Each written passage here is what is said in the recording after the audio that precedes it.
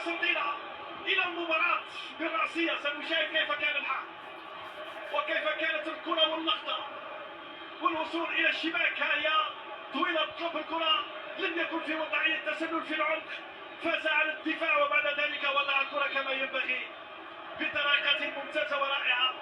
ومن بن حسيني سنشاهد بالعرض البطيء في الدقيقة 56 يعدل النتيجة فريق النادي الرياضي القسنطيني في الشوط الثاني من المباراة بكرة مضبوطة بدقة جاءت من أقصى اليسار. البحث عن هايا من بعوش بالراس بالحسيني مباشرة في شباك الحارس مبوط.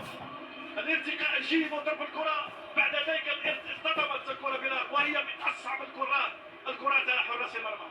1-1 النتيجة. بالحسيني يعدل النتيجة لمصلحة السياسي برأسية ممتازة. هيا خرج وضرب الكرة بطريقة ممتازة، التعامل والاستقبال بالفوق، وجد الكرة مباشرة في الشباك. 1-1 لحد الآن مثل ما كانت.